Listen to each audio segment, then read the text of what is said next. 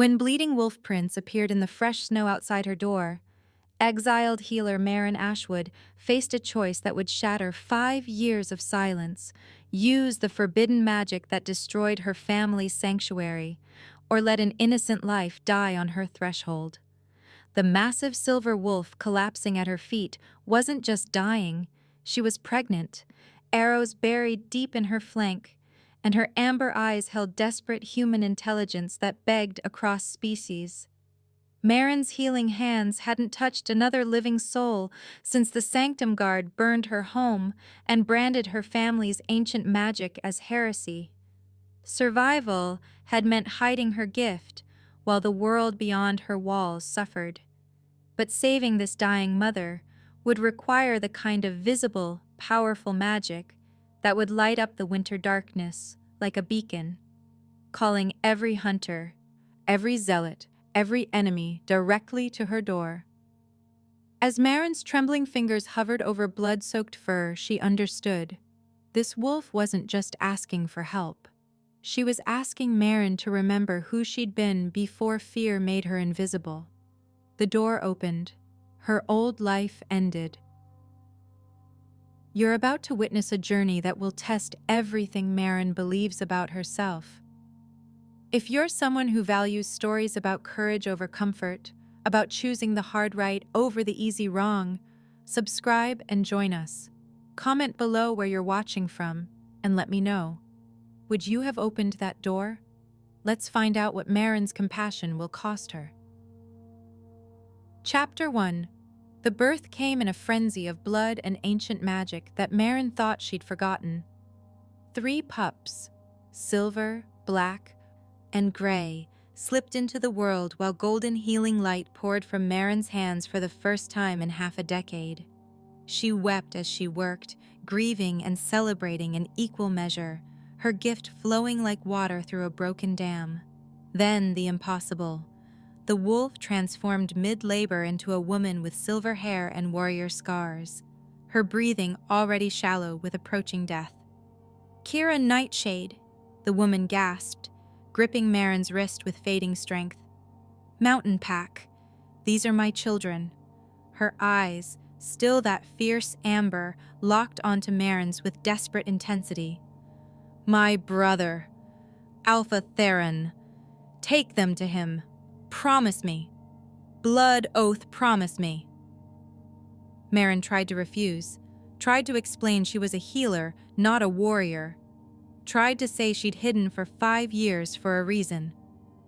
But Kira's blood was already tracing ancient symbols on their joined hands, crimson light binding them in magic older than pack law. The oath snapped into place like a chain around Maren's heart, unbreakable, undeniable, absolute. "Tell him I chose love," Kira whispered as life faded from her eyes.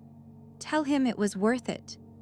Now Maren stands in the ruins of her careful safety, 3 orphaned pups nursing at her breast and a corpse cooling on her floor.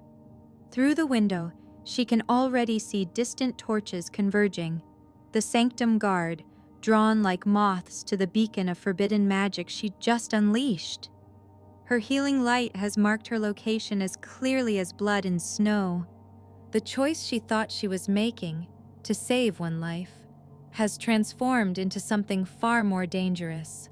A blood oath to deliver these children across 200 miles of hostile territory to a pack she's never met, while being hunted by the same forces that destroyed everything she loved. She has no weapons, no allies, no experience beyond her isolated hut and dying herbs. Just 3 newborns who will die without her, an unbreakable magical oath, and hands that were trained to heal, not to survive the wilderness in winter or navigate the brutal politics of pack territories. Her act of compassion has thrust her into a world where Omegas don't lead journeys, healers are heretics, and the penalty for her magic is death. But as she gathers the pups close, feeling their tiny heartbeats against her chest, Maren understands something her 5 years of hiding never taught her. Some promises are worth breaking your silence for. Some lives are worth risking everything to protect.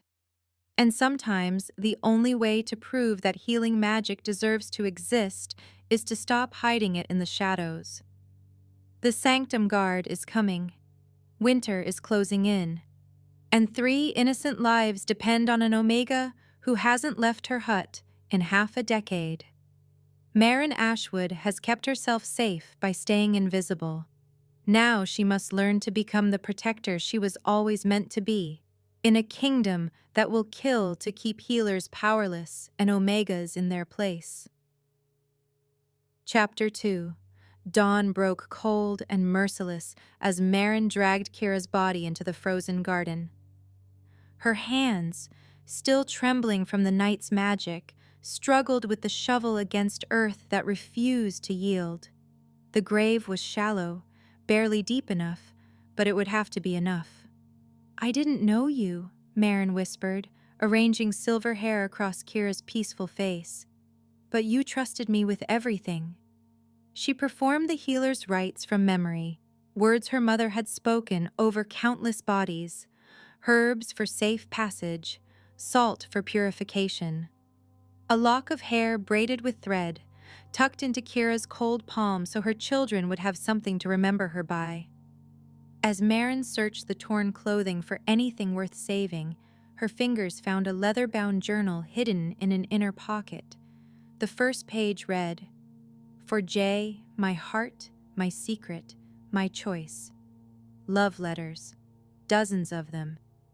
Written in Kira's fierce hand to someone who'd signed their replies with a simple J and words like "worth dying for" and "our pups will be free." Maren's throat tightened. This wasn't just a dying wolf. This was a love story that had gotten someone killed. The sanctum bells started ringing before she'd finished covering the grave. Distant, southern, but multiplying.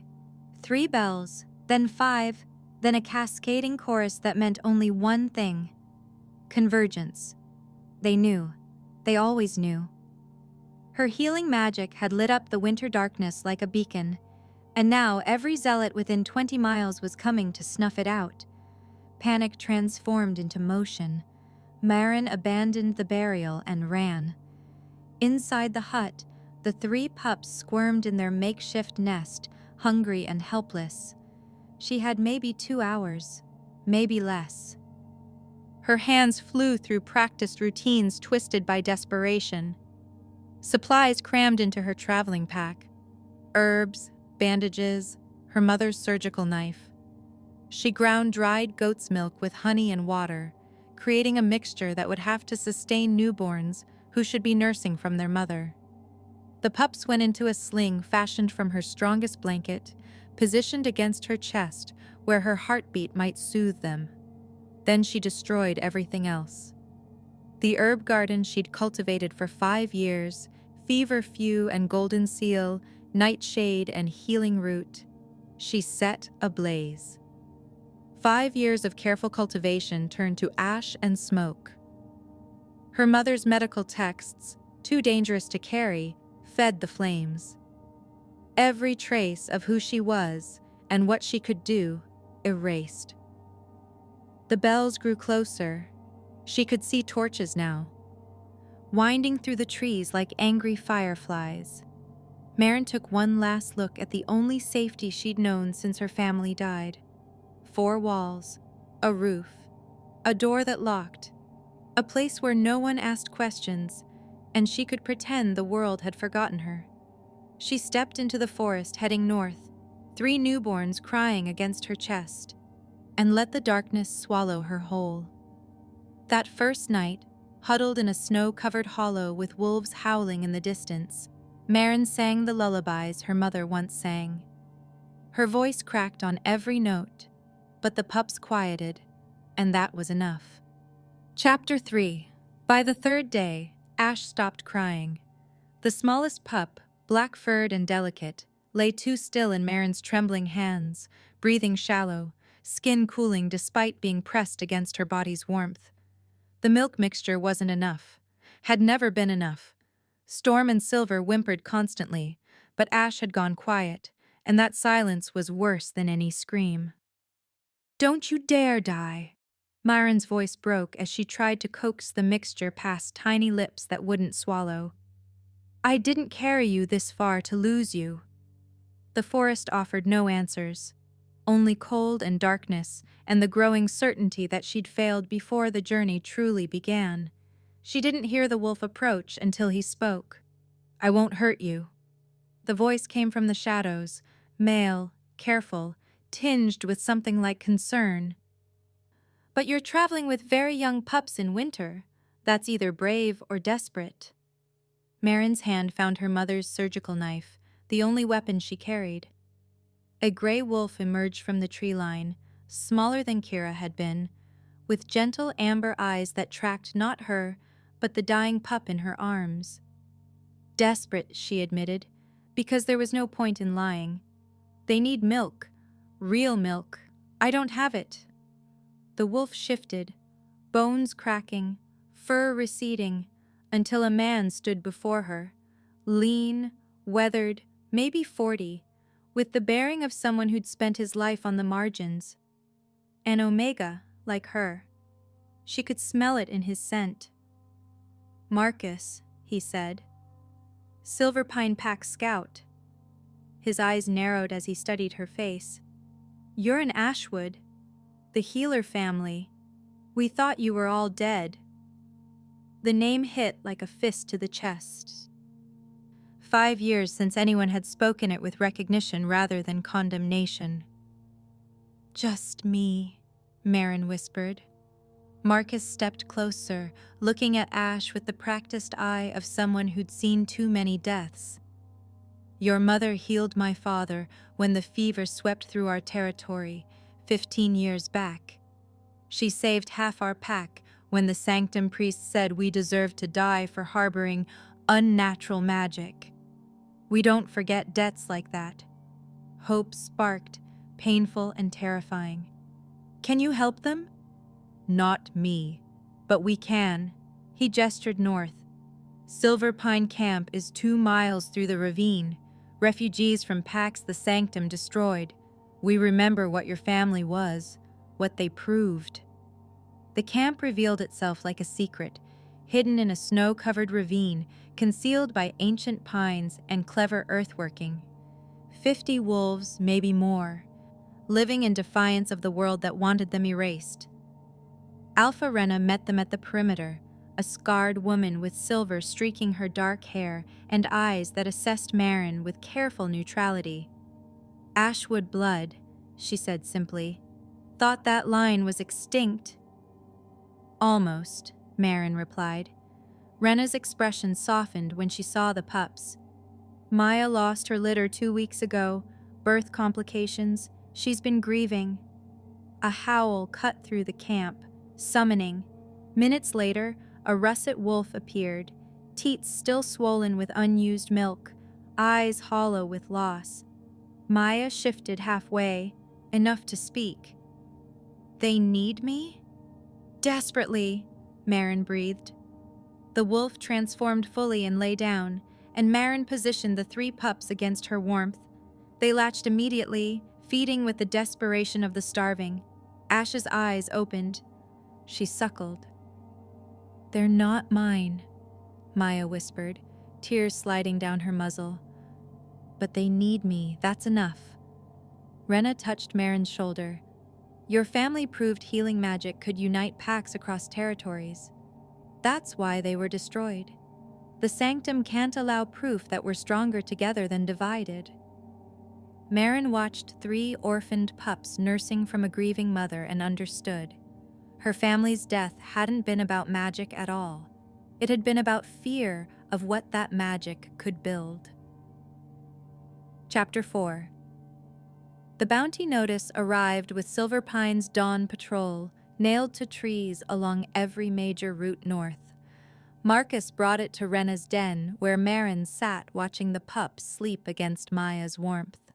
The parchment trembled in his hands as he spread it across the rough wooden table. 3 nightshade pups, stolen by Omega Heretic. The descriptions were precise. Silver male with storm gray eyes, black female, smallest, distinctive white chest marking, gray male with amber eyes identical to his mother's. Below their sketches, Maren's own face stared back, rendered with uncomfortable accuracy. Maren Ashwood, armed and dangerous, practicing forbidden magic. The reward amount made her stomach turn. Enough gold to buy a small territory. Garrick Nightshade posted it, Rena said quietly, her finger tracing the signature at the bottom. Former Mountain Pack Alpha, Kira's predecessor. Her expression hardened. Garrick was always a monster. Kira was the only one strong enough to stand against him. She challenged him for alpha rights 3 years ago and won.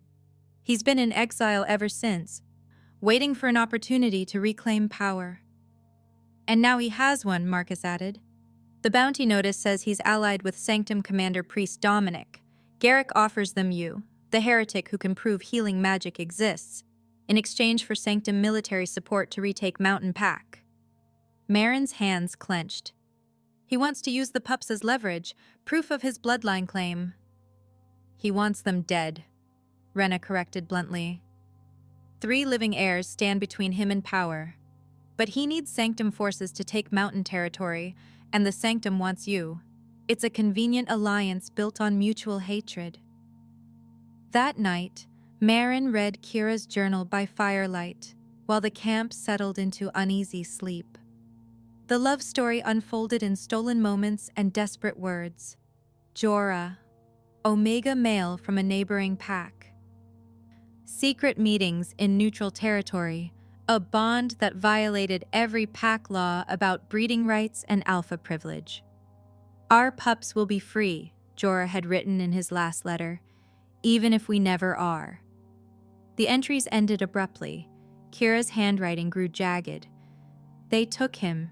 Garrick executed him in the pack circle, called it justice, called our love an abomination.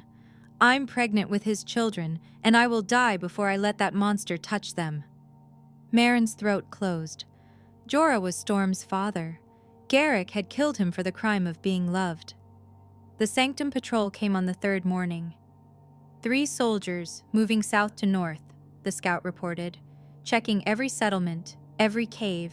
They're hours away. Rena pulled Maren aside. I can give you supplies, and Maya for 3 more days. After that, our own security is compromised. You understand? Maren nodded. She'd never expected Sanctuary to last. We'll create a diversion, Rena continued. Draw them east while you move north through the narrow pass. But after today, you're on your own. The patrol passed within yards of where Maren crouched in a snow-covered hollow, all 3 pups pressed against her chest beneath her cloak. She could hear their voices, discussing the bounty, debating which direction the heretic might have run. Cold, professional, certain of their righteousness, Ash began to whimper. Maren's hand found the pup's small head, and without thinking, her magic flowed, not healing exactly, but soothing. A dampening spell her mother had used on frightened patients. Golden light glowed softly between her fingers as Ash quieted, the scent of their presence fading into the winter air like smoke. Not yet, little one, Maren breathed. We're not safe yet. The soldiers moved past, drawn by false tracks Silverpine had laid. In the distance, Maren heard the sounds of staged conflict, wolves howling, leading the hunters away. She understood finally what Kira had sacrificed. Not just her life, but the chance to watch her children grow.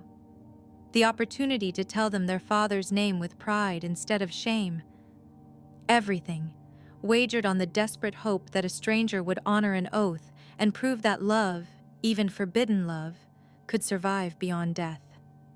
Maren held the pups tighter and continued north. Chapter 5. The mountain pass loomed ahead like a promise. 3 more days of hard travel through increasingly brutal terrain. Maya ranged ahead in wolf form, scouting the safest routes while Maren followed with the pups bundled against her chest. They'd made good progress since leaving Silverpine. Almost good enough to believe they might actually survive this. The attack came at dawn on the sixth day. Maren woke to Maya's warning growl, low, primal, the sound of a mother protecting her young. Three figures emerged from the tree line, moving with the coordinated precision of soldiers who'd hunted together for years. Sanctum Guard, their white cloaks stark against winter-dead branches, crossbows already loaded and aimed. The leader stepped forward, a man with steel-gray hair and eyes that held no mercy. "The heretic and her stolen wolves! Hand them over and you'll be spared." Maren's first instinct was the same as always. Hide, apologize, make herself smaller. 5 years of conditioning screamed at her to surrender, to plead, to explain she was no threat, but the pups were nursing against her chest. Storm's tiny heartbeat thrummed against her ribs. Ash's breathing had finally grown strong and steady. Silver's small hand, currently in human form, clutched her shirt with absolute trust. "I'm not hiding anymore," Maren said, and stepped forward. The soldier's crossbow shifted to target her heart. "Then you die with them." Something inside Maren snapped, not broke, but transformed. For 5 years she'd believed healing magic was gentle, passive, a gift that could only mend what violence had broken. But healing required understanding what caused harm, understanding cold, understanding hunger, understanding how a body failed when pushed beyond endurance. And if you understood harm, you could accelerate it. Her hands hit the frozen ground and magic erupted. Not the golden glow of mending flesh, but silver-green fury that understood exactly what winter did to human bodies. Thorned vines exploded from the earth, not dead wood, but living growth impossibly animated in December's grip. They wrapped around the soldier's legs, their arms, pulling them down into snow that suddenly felt much colder than moments before. "I won't kill you," Maren said, and her voice carried a certainty she'd never heard in herself before. "But I won't let you take them." The vines tightened. Not crushing, she wasn't trying to break bones, but the soldier's breathing grew labored, their movements sluggish. She was accelerating their exhaustion, their hypothermia, every natural consequence of being out in winter without proper shelter. Healing magic inverted, protection through understanding what destroyed. The leader tried to raise his crossbow. Maya lunged. The wolf's jaws closed on his forearm, forcing him to drop the weapon, but his companion's blade flashed silver in dawn light. Maya yelped, a sound of pain that cut through Maren's concentration, and fell back with her shoulder gashed open, crimson spreading across russet fur. Maren's barrier wavered. The soldiers struggled against the vines. "No," Maren breathed. She couldn't hold both, couldn't maintain the defensive perimeter and heal Maya simultaneously. But she had to. The pups huddled beneath Maya's bulk, whimpering. Storm shifted to wolf form instinctively, pressing against his surrogate mother's wound, as if his small body could stop the bleeding. Maren's hands split the difference. One palm pressed to frozen earth, feeding power into the vines that held the soldiers immobile. The other found Maya's shoulder, golden healing light flowing into torn muscle and severed vessels. Her magic divided, pulling in opposite directions, protection and restoration, harm and healing, two sides of the same desperate coin. "I am not helpless," Maren whispered, feeling something fundamental shift inside her understanding of what she was. "I never was. I was just afraid." The soldiers slumped in their bonds, unconscious but breathing. Maya's wound sealed, the bleeding stopped. The pups crept out from beneath the wolf's protection and returned to Maren's arms. She looked at her hands, one still glowing silver green with defensive magic, the other golden with healing light, and understood finally what her mother had tried to teach her before the sanctum came. Healing wasn't weakness. It was knowing every way a body could fail and choosing which knowledge to apply. She could mend, or she could protect. The magic didn't care which. "We need to move," Maya said, shifting halfway to speak. "They'll wake soon, and others will come." Maren gathered the pups, took one last look at the unconscious soldiers, and continued north. Behind her, the thorned vines slowly retreated into frozen earth, leaving 3 men who would wake with hypothermia and confusion, but nothing worse. She'd chosen mercy, but she'd stopped hiding what she could do. That was its own kind of revolution. This is the moment everything changes. Maren just realized she's not the helpless Omega the world told her she was. If you've ever felt underestimated, invisible, or told you weren't enough, this story is for you. Hit subscribe if you believe people deserve the chance to discover their own strength. Comment, "I stand with Healer'S" below, and let's finish this journey together. Chapter 6. The storm hit when they were halfway through the mountain pass, transforming the world into white chaos. Wind screamed through narrow defiles, snow falling so thick Maren couldn't see Maya 3 feet ahead. The temperature plummeted until every breath burned her lungs and ice formed in her eyelashes. "We have to find shelter," Maya shouted over the wind, her voice barely audible. "Now." The pups whimpered against Maren's chest, their small bodies shaking despite being wrapped in every layer she could spare. This was beyond cold. This was the kind of winter that killed even the prepared. The abandoned mining cave appeared like a miracle, a dark mouth in the mountainside, barely visible through the blizzard. They stumbled inside and collapsed against ancient stone walls that offered protection from wind, but nothing resembling warmth. Maya shifted to wolf form, curling her body around them all. Maren pressed the pups between their combined warmth, but she could feel their trembling intensify. By nightfall, all 3 were feverish. "It's the cold," Maya said, her voice tight with worry. "Their bodies can't regulate temperature yet. They're too young."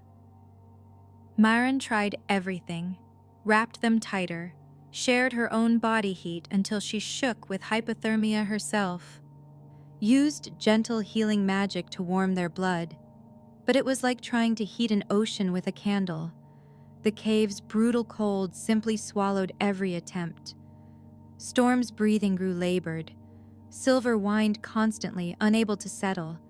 And Ash, the smallest, the one who'd already nearly died once, went dangerously quiet. "Stay with me," Maren begged, holding the tiny black pup against her heart. "Please, stay with me." Ash's breathing became shallower, then rattling, then stopped. No heartbeat, no breath. The smallest pup lay still in Maren's hands, lips already turning blue. "No." The word came out broken. "No, no, no." She didn't think, didn't plan, didn't consider consequences or safety, or the fact that using magic now would announce her location to every enemy hunting her. There was only the impossible weight of a body that should be alive and wasn't, and the absolute refusal to accept that reality. Maren's hands pressed against Ash's tiny chest, and she poured everything into the healing. Not gentle restoration, but furious resurrection. Every spark of life force she possessed channeled into one singular demand: live. The magic exploded outward. Silver gold light erupted from her hands like a star being born, so bright she had to close her eyes against it. It flooded the cave, spilled out through the entrance, reflected off falling snow, and turned the entire mountainside into a beacon visible for miles. The temperature inside the cave surged, ice melting, stone warming, the brutal cold driven back by sheer force of will made manifest. Ash's body arced in her hands. The tiny heart stuttered, caught, beat. The pup gasped, a desperate, rattling inhale, and then wailed with the outraged cry of someone dragged back from darkness. "I have you!" Maren sobbed, clutching the squirming, breathing, impossibly alive pup against her chest. I have you. You're not leaving me. The light faded slowly, reluctantly, leaving the cave warm and the pups breathing steadily for the first time in hours. Storm and Silver had stopped shaking. Ash nursed desperately at Maya's teat, her small body already strengthening. Maren slumped against the stone wall, utterly spent, watching 3 living miracles and understanding what she'd just done. Maya stood at the cave entrance in wolf form, staring out at the storm. When she shifted to speak, her expression held both awe and dread. They're coming, she said quietly. Everyone within 10 miles just saw what you did. Every scout, every hunter, every sanctum soldier tracking us. She turned to meet Maren's eyes. Garrick knows exactly where we are now. Maren looked down at Ash sleeping peacefully in her arms, at Storm and Silver curled together in exhausted rest, at the 3 impossible lives she'd sworn to protect. I know, she whispered, but they're alive. Outside, the storm continued its rage, but somewhere in that darkness, torches were being lit, weapons prepared. An army converging on the mountain pass, drawn like moths to the healing light that refused to let innocence die. Maren had maybe hours before they arrived, maybe less. She held the pups closer and began planning how an Omega healer with no combat training would defend 3 newborns against an army that wanted them dead. Chapter 7. They came at dawn. 10 wolves emerging from the tree line with the coordinated silence of trained warriors. Battle-ready, muscles coiled, eyes glowing predator-bright in pre-dawn darkness. Not sanctum soldiers, not Garrick's hunters. Mountain Pack Border Patrol. Maya positioned herself between Maren and the approaching wolves, hackles raised despite the odds being impossible. Maren clutched the pups tighter, her exhausted magic flickering uselessly. She had nothing left. The resurrection healing had drained her completely. Stand down, a voice commanded, and the wolves parted. The man who walked through their ranks looked achingly familiar. Silver hair caught the first rays of sunrise, the same shade as Kira's, though shorter and tied back from a face carved with authority and recent grief. He was young for an alpha, maybe 26, with broad shoulders and the bearing of someone who'd inherited power before he was ready. But it was his eyes that stopped Maren's breath. Storm gray where Kira's had been amber, but holding the same fierce intelligence. Theron Nightshade. It had to be. He stopped 10 feet away, studying Maren with an expression caught between hope and devastation. His gaze moved to the pups in her arms, and something cracked in his careful composure. You carry my blood, he said, voice rough. Explain why before I decide whether you live. Maren's throat closed. She'd traveled 200 miles through winter hell to reach this moment, and now she couldn't find words. Instead, she shifted Ash to one arm and pulled Kira's journal from her pack with shaking hands. Your sister died free, Maren managed. She asked me to make sure they stayed that way. Theron took the journal like it might shatter. His hands trembled as he opened to the final entry, written in Kira's distinctive hand, the ink smudged as if tears had fallen while she wrote. If you're reading this, I'm gone. Forgive me, brother. I chose love over duty, and Omega over politics, and freedom over the safety you tried to give me. I don't regret a single moment. Jorah's children sleep beneath my heart, and they will never know Garrick's cruelty. I'm sorry I couldn't say goodbye. I'm sorry exile ended like this. But I chose love, Theron. It was worth everything. The Alpha's face crumpled. The journal slipped from his fingers into snow, and he made a sound, half sob, half howl, that held all the grief of losing family too young. His wolves shifted uncomfortably, uncertain how to handle their leader's breakdown. I sent her away, Theron choked out. After she challenged Garrick and won, he swore vengeance. I thought exile would keep her safe. I thought if she just stayed away until tensions cooled. He looked at Maren with raw anguish. Where did she die? My doorstep, Maren said quietly. Bleeding from Hunter's arrows. She made it through labor, delivered them safely, then extracted a blood oath before. She couldn't finish. Maya shifted to partial form, enough to speak clearly. I nursed them when this one couldn't. I watched her fight Sanctum soldiers to protect them. She's told you truth. The Omega honored the oath when most would have abandoned pups to save themselves. Theron moved closer, studying each pup with desperate attention. Storm watched him with amber eyes identical to Kira's. Ash squirmed in her blankets, peaceful and oblivious. Silver reached out with a tiny hand, making the soft chirping sound newborns made. They have her eyes, Theron whispered, touching Storm's head with infinite gentleness. All three of them. She wanted you to know, Maren said, her own throat tight, that it was worth it, that she chose this. The Alpha closed his eyes, tears tracking down his face unchecked. When he opened them again, something had shifted, grief transforming into iron purpose. You'll come to Mountain Pack's stronghold, he said, not a request but a command wrapped in protection. Under my personal guarantee of safety until we establish full truth of what happened. He looked at his patrol. These are my sister's children, my blood. Anyone who threatens them answers to me. The wolves bowed their heads in acknowledgement. Theron gathered the pups with practiced care, clearly someone familiar with handling young ones, and began walking north. His patrol formed a protective circle around them. Maya limped alongside, her injured shoulder still healing. As they crested the final ridge, Maren saw it.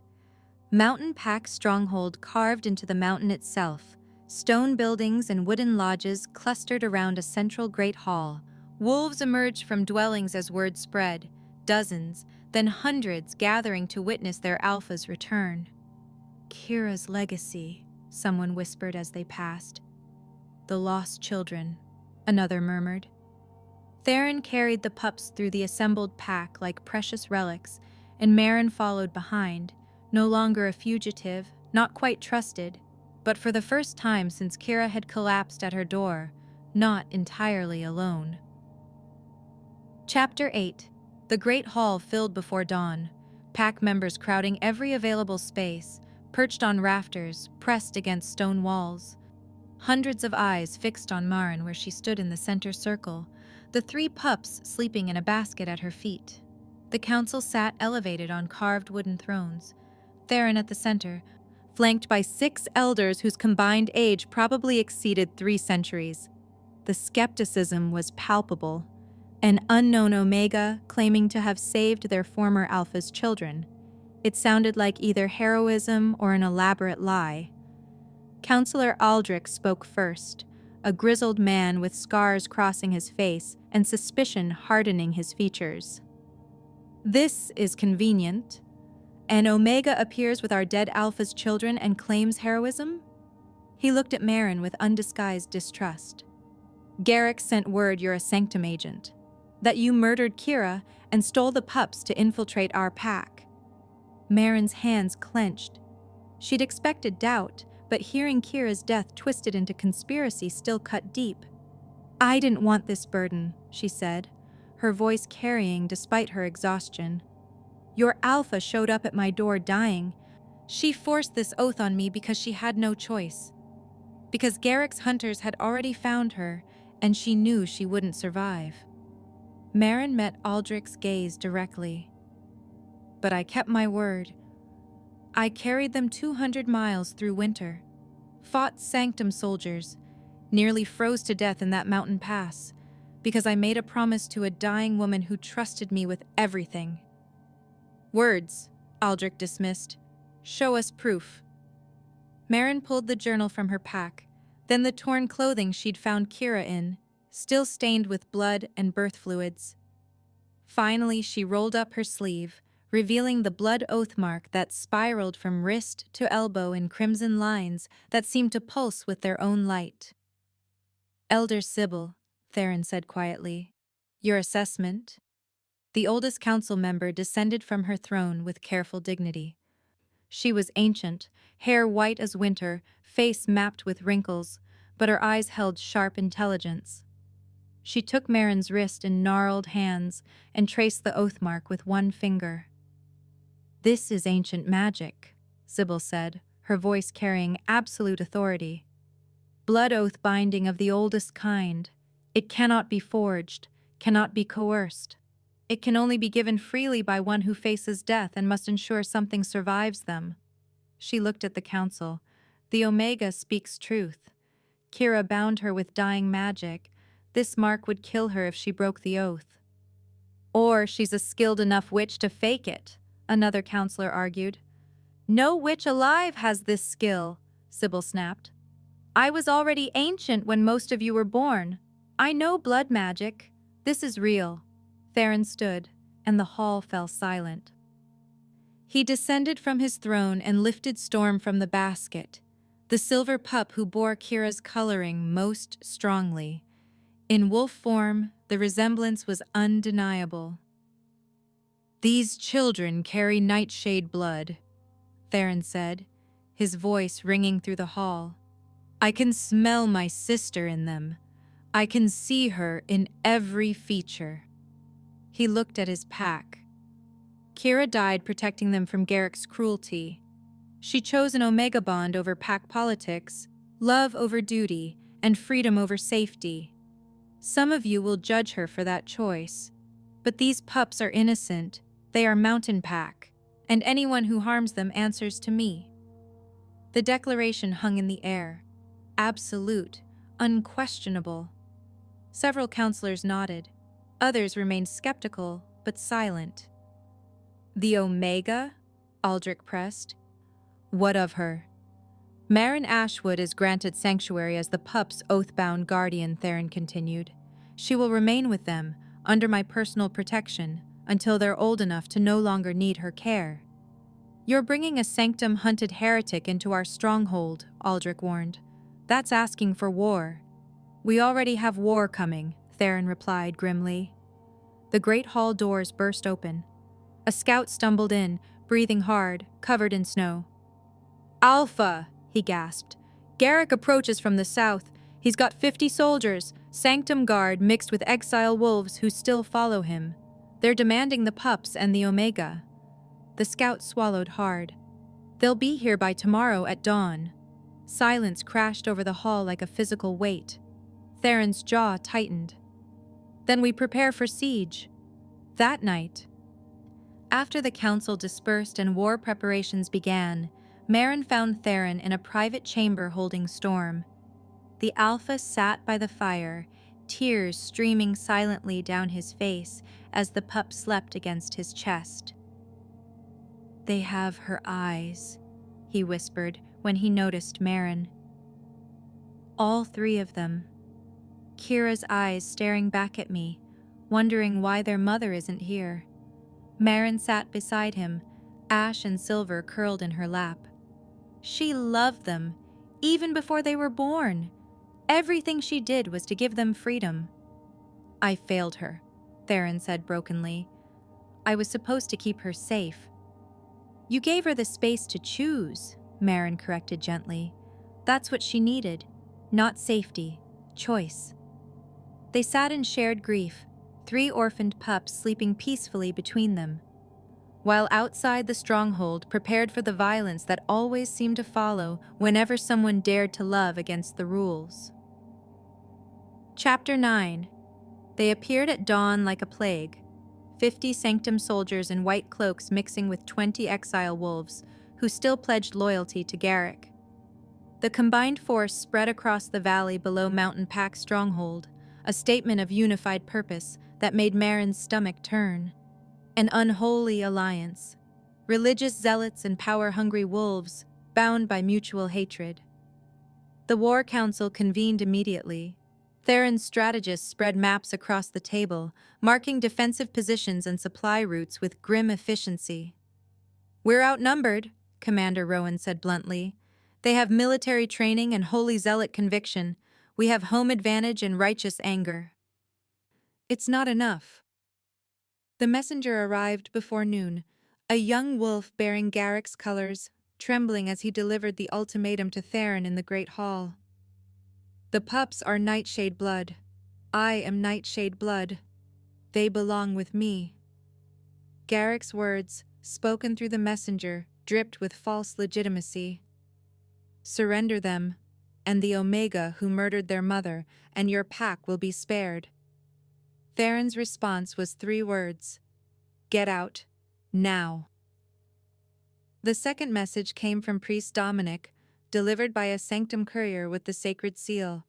Maren read it over Theron's shoulder, each word confirming her worst fears. "The heretic has corrupted your pack with forbidden magic.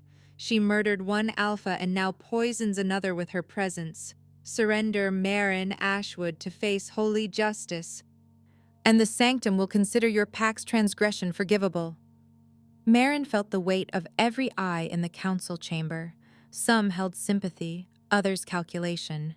A few showed the first seeds of doubt, wondering if maybe surrendering one Omega would save hundreds of pack lives. "No," Theron said before anyone could voice it. "We don't negotiate with terrorists." But Maren barely heard him. She was staring at both messages, seeing the pattern clearly for the first time. "They want me to be the monster," she said quietly.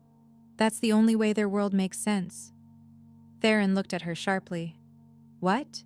"Garrick needs to prove healing magic is dangerous, that Kira died because she trusted a heretic. Dominic needs to prove healers corrupt everything they touch." Maren's hands clenched. "If I fight traditionally, use violence to defend the pups, I prove their narrative. Healers become warriors, magic becomes weapon. Everything they've claimed is validated." "And if you hide?" Elder Sybil asked. "Then I abandon my oath, prove that healers are cowards who can't protect what matters." Maren met Theron's gaze. "Either way, they win. Either way, healing magic gets demonized for another generation." The council fell silent, wrestling with an impossible problem. Theron stood abruptly. "Then we change the narrative entirely." He looked at his pack strategists. "Tomorrow at dawn, we hold the naming ceremony." "During a siege," Rowan protested. "That's suicide." "That's defiance," Theron corrected. "The naming ceremony introduces pups to the pack. It's about welcoming new life, celebrating continuity.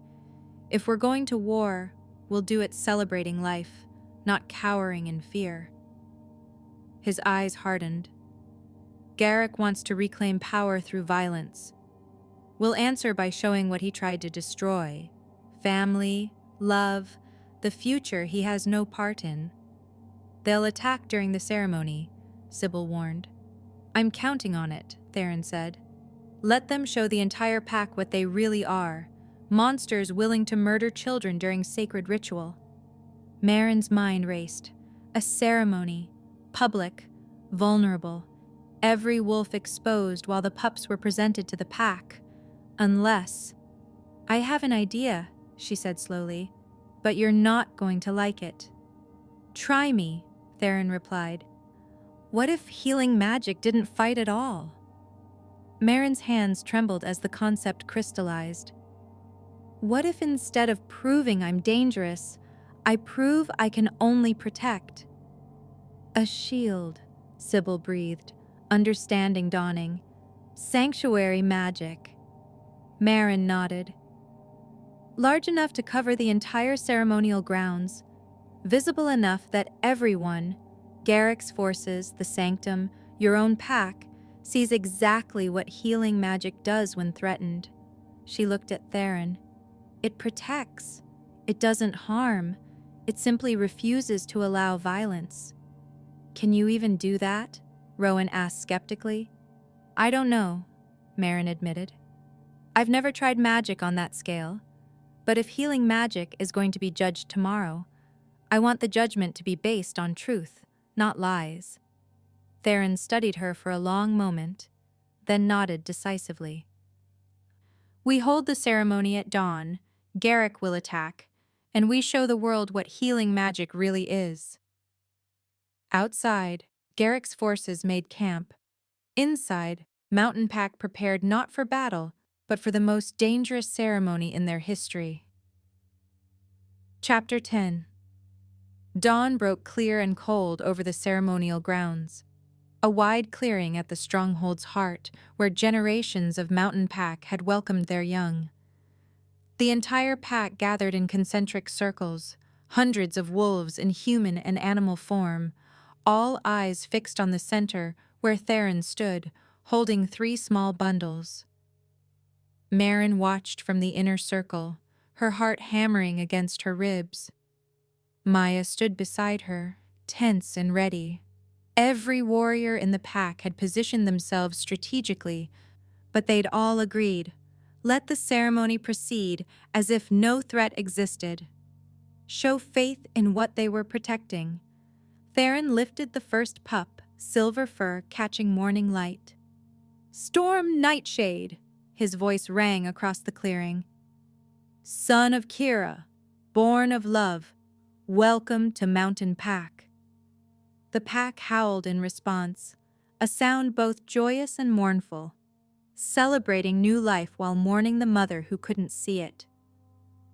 Theron lifted the second pup, the smallest, black as midnight. "Ash Nightshade, daughter of..." The arrows came first. They fell like deadly rain from the surrounding forest, black-fletched sanctum bolts mixed with crude wooden shafts from exile wolves. The ceremonial howls cut short, replaced by screams of pain and shock as the first wave struck pack members on the outer circles. "Attack!" someone roared. "Defend the pups!" Chaos erupted. Garrick's forces poured from the tree line on 3 sides, soldiers with swords drawn, wolves with teeth bared, all converging on the ceremonial center with coordinated precision. They'd planned this, waited for the exact moment when the pack would be gathered, exposed, vulnerable. Theron shifted to wolf form, Storm still clutched in his jaws as he ran toward cover. Warriors transformed and launched themselves at the invaders, blood-stained ceremonial ground that had never known violence. Maren stood frozen in the center, holding ash and silver as soldiers closed from all directions. Maya snarled beside her, wounded but defiant.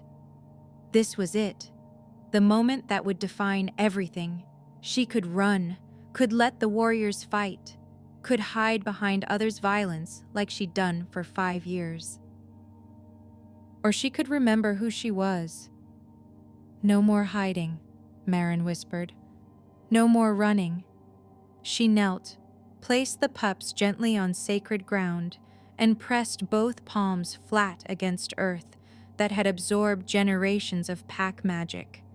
Her healing gift reached down, not searching for wounds to mend, but for the ancient purpose that had guided her family for centuries. Protection, sanctuary, the absolute refusal to allow harm. The magic erupted like a star being born. Silver gold light exploded from her hands, expanding outward in a massive dome that grew and grew until it covered the entire ceremonial ground. Roots of pure light sank deep into earth, anchoring the shield in bedrock and pack history and every healer who'd ever chosen compassion over violence. The dome solidified overhead, translucent but unmistakable, visible for miles, turning the dawn sky into sanctuary. Inside the shield, everything changed. Injuries began healing spontaneously. An arrow-struck wolf's wound sealed, a soldier's sword cut closed. Pain faded like mist under sunrise. The temperature warmed. Even fear seemed to dissipate, replaced by an overwhelming sense of safety. Outside the shield, weapons began to corrode. Steel rusted. Wood rotted. Arrows that struck the barrier crumbled to dust. Violence simply stopped working. Garrick saw it and roared his fury. He charged the barrier in full wolf form, massive, scarred, his amber eyes blazing with decades of entitled rage. He hit the shield at full speed. His own violence met immovable compassion and shattered him. The magic didn't kill him, didn't strike back, didn't attack. It just refused, absolutely, completely refused, to allow his cruelty through. His body crumpled at the barrier's edge, not wounded but destroyed by the simple truth that healing magic could not be forced to accommodate destruction. The Sanctum soldiers stopped advancing, staring. Several dropped their weapons. "It's not hurting anyone," one whispered, loud in the sudden quiet. "The heretic magic, it's not attacking, it's just protecting." Priest Dominic stood at the forest edge, his face pale with the realization of what this meant. Every sermon he'd preached, every healer he'd condemned, every doctrine claiming healing magic corrupted and destroyed, all of it exposed as lies by a shield that could only shelter, never harm. This wasn't supposed to be possible," he breathed. "But it is," Maren said, her voice carrying through the sanctuary. She stood at the center, hands still glowing, 3 pups at her feet. "This is what healing magic does. This is what we've always done. We protect, we mend, we refuse to let violence win." More soldiers laid down weapons, then more. The exile wolves backing Garrick began slinking away, unwilling to die for a cause that had just been proven worthless. Dominic turned and ran. Half his forces followed. The other half simply sat down, staring at the impossible shield with expressions caught between wonder and shame. Inside the sanctuary, Theron shifted back to human form, still holding Storm. The pup squirmed free and toddled toward his siblings, joining Ash and Silver in the center circle. All 3 lifted their small muzzles and howled, their first pack song, high and pure and impossibly hopeful. The mountain pack howled in response. Not war cries now, but celebration. Welcome. The naming ceremony continuing despite everything, because that was the point. Life persisting even when violence tried to end it. Maren held the shield as pack members approached the pups one by one, completing the ritual under silver gold light. She held it as Theron finished the naming. "Silver Nightshade, son of Kira, born of courage, welcome to Mountain Pack." She held it until every pack member had offered their blessing, until the ceremony was complete, until the sun had fully risen on a new day. Only then did she release the magic, letting it fade slowly back into earth. The pups were safe, the pack was whole, and healing magic had finally been seen for what it truly was. What Maren built didn't end with that shield. It's just beginning, and honestly, that's what makes stories like this matter. If you want to see how healing magic transforms an entire world, if you believe in stories where compassion wins, you belong here. Subscribe and become part of this community. Comment. The door stays open if you understand what we just witnessed. And let's see where this legacy leads. Epilogue. 1 year later. The Ashwood Healing School occupied the old Eastern Hall, a stone building Theron had renovated with wide windows that let morning light flood across training tables. 12 students, ranging from nervous teenagers to a grizzled warrior seeking a second purpose, watched as Maren demonstrated proper channeling technique on a practice dummy. "Healing magic reads intention," she explained, her hands glowing soft gold as she mended simulated wounds. "It amplifies what seeks to restore, rejects what seeks to destroy. You can't force it. You can only offer it, and trust the magic knows the difference." A young Omega from Silverpine, Marcus's niece, raised her hand. "What if we're scared? Does fear corrupt the magic?" "Fear is honest," Maren replied gently. "The magic responds to truth. It's lies and violence it can't tolerate." Through the window, she caught sight of 3 small figures tumbling through the herb garden in wolf form. Storm's silver fur flashed in sunlight as he pounced on Ash, who rolled and came up play fighting. Silver circled them both, learning pack dynamics through the universal language of puppy wrestling. They were toddlers now. Shifting came naturally as breathing, though they still struggled with staying in one form for extended periods. Yesterday, Storm had shifted mid-dinner and knocked over 3 bowls. Ash had laughed so hard she'd shifted too, and the chaos had been glorious. By evening, all 3 were human-formed and exhausted. Maren found them in her quarters, technically the family quarters now, formally assigned by pack law, curled together in the large bed they insisted on sharing despite having their own rooms. "Mama," Ash mumbled sleepily, reaching out with small hands. "Story?"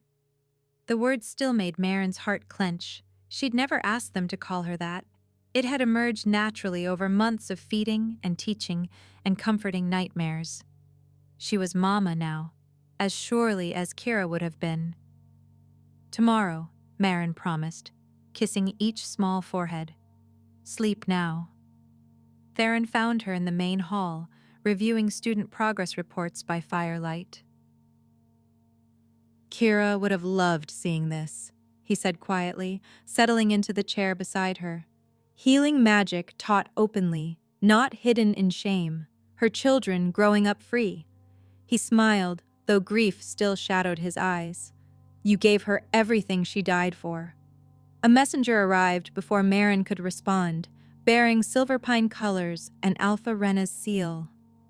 The letter was brief. "Send us teachers, or we'll send you more students. Preferably both. The old ways are returning. R." Maren set the letter down carefully, overwhelmed by the simple truth it contained. A year ago, she'd been alone in a forgotten hut, convinced her gift had died with her family. Now she taught 12 students, with more coming. Now healing magic was being spoken aloud without whispers. Now 3 children called her Mama and trusted the world wouldn't punish them for existing. "I spent 5 years hiding what I was," Maren said softly. "Now I'm teaching others to be proud of it." Theron squeezed her shoulder. "That's revolution, Maren. The quiet kind that actually lasts." Through the window, moonlight caught on the herb garden where 3 pups had played. Tomorrow they'd wake and shift and learn and grow, building a future their mother had died to give them. Maren had kept her oath, but somewhere along the journey it had transformed from burden into purpose. She was finally home. Epilogue 2. 5 years later, 7 schools now. The number still astonished Maren when she saw the report spread across her desk. Branches in Silverpine territory, 2 in neutral zones, 1 daringly close to former Sanctum lands, where doctrine was crumbling faster than anyone had predicted. Hundreds of students learning what had nearly been lost forever. The Territorial Council met quarterly now, discussing matters that would have been unthinkable 6 years ago. Today's agenda: formal recognition of healing magic as protected practice under interpack law. 3 regions have already decriminalized it, Theron reported, his role having evolved from alpha to diplomat. 2 more are drafting legislation. The Sanctum still holds power in the far territories, but their influence weakens yearly. Maren barely heard him. Through the council room window, she watched Ash, 6 years old now, gangly and fierce, kneeling in the garden with a sparrow cradled in her small hands. Golden light flickered between her fingers as she mended the bird's broken wing with a concentration that reminded Maren achingly of her own mother. "She's stronger than I was at that age," Maren murmured. Storm and Silver tumbled past in wolf form, racing to see who could shift to human fastest. Storm won by a fraction, crowing victory while Silver protested the count. They were children now. Real children with personalities and arguments and dreams beyond simple survival. The knock at her door came after the council adjourned. The man standing there was perhaps 40, weathered and uncertain, wearing civilian clothes that didn't quite hide military bearing. "Maren Ashwood?" he asked. "My name is Silas. I was Sanctum Guard 5 years ago in the mountain pass." He met her eyes with obvious difficulty. "I was there that day. I saw what your magic really is, what it's always been. I want to learn, if you'll teach me." Maren studied him, this man who'd once hunted her, now asking to become what he'd been trained to destroy. Every instinct screamed caution, but she thought of Kira, who'd chosen love despite every rule, of 3 children growing up free because someone had shown mercy. "Healing is for anyone willing to choose it over violence," Maren said finally. "Can you make that choice?" "I already have," Silas replied.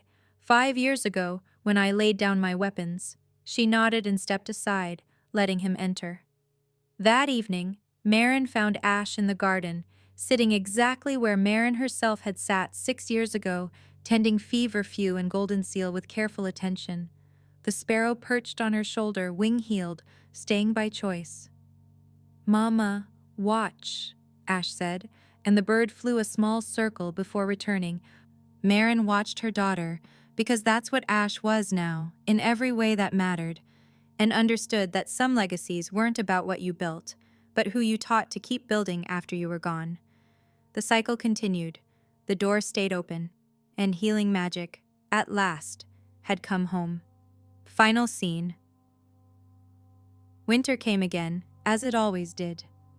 18 years after a desperate wolf had collapsed bleeding in the snow, Ash Nightshade stood in the doorway of the Ashwood Healing School and saw the blood trail. Fresh, recent, leading directly to their door through new-fallen snow like a crimson plea written in desperation. She didn't hesitate, didn't call for help first or assess the danger. She simply ran toward whoever was dying, because that's what healers did. The stranger collapsed on the threshold before Ash reached them. A young woman, maybe 20, with an arrow buried in her shoulder and eyes that held the same terrible mixture of terror and hope that Ash had seen in 100 patients. The same look, she imagined, that her birth mother must have had. "I have you," Ash said, already kneeling, already reaching for the wound. "You're safe now." Her hands glowed golden as she assessed the damage. Deep, but not fatal. Painful, but mendable. She could do this. "Mom!" Ash called over her shoulder as she began extracting the arrow with practiced care. "I need your help." Maren appeared in the doorway, and for a moment she simply stood there, watching her daughter work with the confident compassion of someone who'd never known what it meant to hide. Ash's hands moved with sure purpose, healing light flowing steadily as she stabilized the wound, eased the pain, began the careful work of restoration. Teacher and student, mother and daughter, healers both. Maren knelt beside Ash, adding her own magic to her daughter's, not because Ash needed it, but because healing was always better when shared. Together they mended torn tissue, sealed vessels, drew out poison from the arrowhead. The stranger's breathing eased, color returned to her face. Terror faded, replaced by wondering relief. "You saved me," the woman whispered. "That's what we do," Ash replied simply, as if there had never been any other option.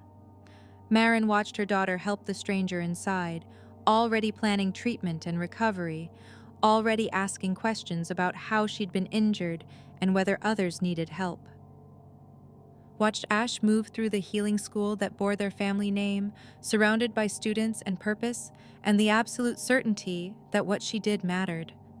This is what Kira died for, Maren thought. This moment, repeated endlessly, compassion choosing itself over and over, generation after generation, until the world forgot it had ever been forbidden. Storm and Silver appeared to help, both skilled healers now, both carrying their mother's legacy forward in their own ways. 3 orphaned pups who'd become healers, teachers, protectors. 3 lives saved that had saved hundreds more. The stranger settled into the recovery room, safe and healing. Outside, snow continued falling, covering the blood trail until no trace remained. Tomorrow there might be another trail, another desperate soul seeking sanctuary. Another chance to prove that healing magic's greatest power wasn't what it mended in the moment, but what it built across time. Maren stood in the doorway, watching Ash tend the herb garden by lamplight, exactly where this had all begun, exactly where it would continue. The door was always open. It always would be.